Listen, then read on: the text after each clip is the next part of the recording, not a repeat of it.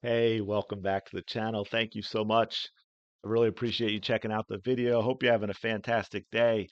So I've got another quick breakdown video for you. I mentioned in the community tab yesterday, after doing the Caitlin Clark video the other day about her 1v1 ability, her handles, her dribbling skills, I came across an iconic clip, one of my favorite players, of course, as you know, diehard Sixers fan, and that is Allen Iverson in one of his most iconic moments when 2001 he led the Philadelphia 76ers, a under 6 feet hybrid point shooting guard, sound familiar, led a bunch of role players all the way to the NBA Finals before they finally lost to the juggernaut at the time, Los Angeles Lakers. And they won the first game. They stole the first game in LA before losing the series 4 games to 1. And this was an iconic clip from that series. And I want to compare it to two Caitlin Clark clips. One, the move itself, which Caitlin does an almost identical version of it. And then also after it, the Allen Iverson mentality, as you'll see here when I play the clip, in how the defender who had fallen down, how Allen kind of stares at him and steps over him. So I've got two clips for Caitlin for this when she does a similar thing with a player on the floor, and then also the move itself. And I want to show how Caitlin, and I'm not saying she even did this purposely, but how a lot of her game very much is modeled or mirrors what Allen Iverson does, a guy who you was one Hall of Fame player, one of the best dribbler 1v1 players in the history of the NBA as an undersized guard, how he used his dribbling ability not just to get to the basket, which he does, but to also create easy open jump shots. And Caitlin Clark has a very, very similar approach. You'll see in this first video I'm going to show you a lot of the similarities between the two. But first, I want to show you the move and his reaction, and show you Clark's similar reaction to a play, and then I want to show side by side the move with one Caitlin pulls as well. Um, that's just almost identical. Go hard baseline. Second dribble, pulls back between the legs, wide open jump shot. Now, here's what I mean. He just sort of, Lou falls down. He looks at him, steps over him. But look, second one's through the legs after creating space by that hard dribble baseline, pulls up, hits the shot, and then, of course, the step over Lou. Now, I'll back it up just a little. We missed that. Now, she actually makes Dejanay Carrington run into a teammate and fall to the floor. Then Caitlin hits the shot, but then watch. I'll pause it. Watch after.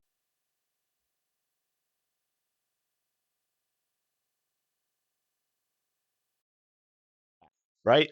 Shooting daggers. Don't tell me. Look, all the greats do it. They take things personal. They use that type of stuff as fuel, even if they say they don't, even if they never address it. When they're out there competing, they absolutely do. Now, Dejanay wasn't right there, so Caitlin couldn't just step over her. If she tried to do that, I think she would have gotten tossed out of the game. But you can see a very similar approach after making the shot. Now, let's get into the actual move itself. Now, again, you'll see Allen on the sideline, goes baseline, hard dribble right. Look at this, if you get right there. Now, it took one extra step than what Caitlin does, but Allen's move is the same. One hard dribble.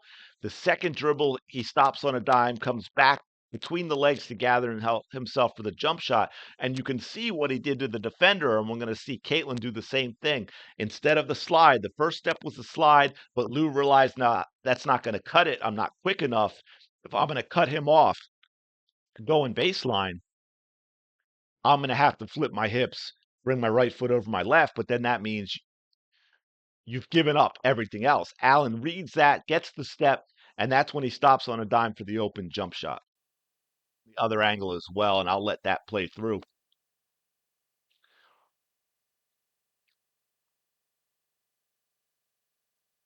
Now you can see it here. One dribble hard. There's Lou stepping over. You can't come back and defend the jump shot, the second dribble through the legs, and gives himself a wide open jump shot simply by being a threat to get to the basket with his explosive ability to take players off of the dribble. Well, there it is. One second one's through the legs, step back. You saw the same thing with the defender. We'll run it through one more time. Right there, the first hard dribble, step by the with the right foot past the left. Caitlin sees that. Second dribble through the legs as she stops, gives herself a wide open jump shot.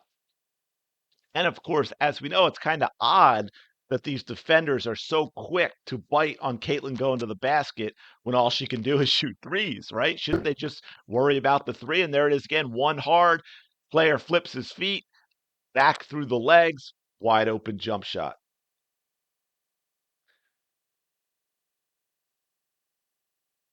One player flips back through the legs. The only difference between these two is Caitlin came back through the left with the left leg forward, and Allen did it a little sooner with the right leg forward before gathering himself. But otherwise than that, absolutely the same move. Now, show real quick the ability out front, the quickness of the player and the handles. Don't forget, player, esteemed experts like Gino Ariema said, Caitlin just she's not that quick. She's not quick enough for the WNBA. But you'll see here with what Allen does, and yes, he's doing that to Michael Jordan. Though, to be fair, Michael was a little later in his career, but he was still Michael. Is that ability to change direction, but also just the crossovers, the between the legs, the behind the back, to be able to do it so effortlessly, so quickly without having to slow down and things like that. And it is amazing how they can throw a player off balance because that player is so they understand that they can be taken off the dribble in either direction and it makes it very difficult to defend. So you're going to see Allen crossover gets Jordan to bite, easy shot. Here we go with Caitlin. You see the same exact thing. Boom, and so quick back with the crossover. Player almost falls down. Here that annoyed all of us, if you remember this play, is she gets to the free throw line and is wide open and decides to pass the ball. She was still kind of in that mode of not taking over games with her shot and passing up opportunities at times to get other teammates involved. But again, you see the same similarity when you're straight up on a defender like that, and just that ability to quickly change direction, go right to left or left to right, leaves defenders out of their shoes, broken ankles. Now this one, and we're going to show it again from another. This I'm gonna combine two Clark clips because what you see from Allen, there's a couple things here. First, that ability to be so quick up the dribble and change direction, right? That the players have to overcompensate in how they shift, right? Like you can see this player going so hard left that Allen could easily come back right. But what he also incorporates in here is sort of the stop and go. He gets him to lean so far, then he stops. Then when the player panics to recover, he goes again.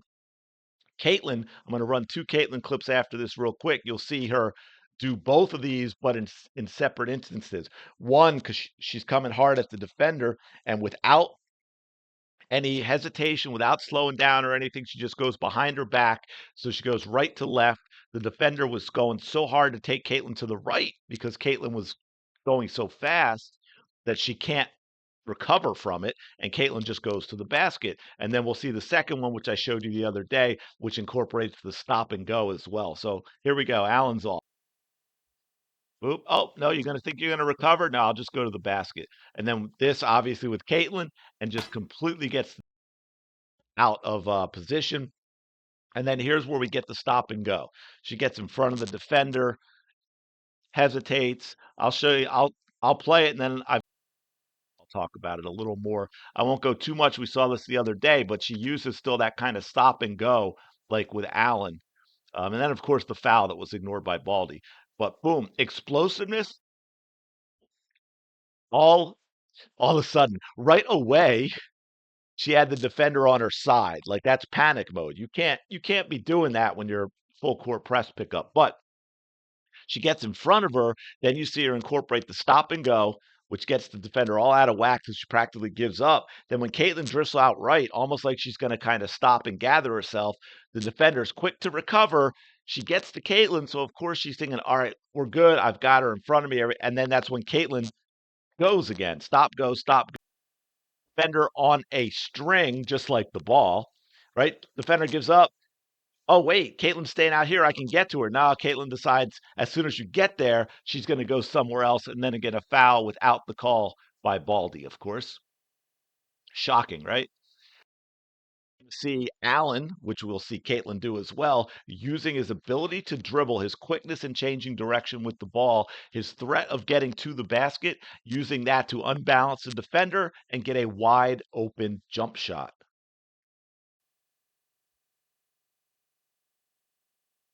Whoops.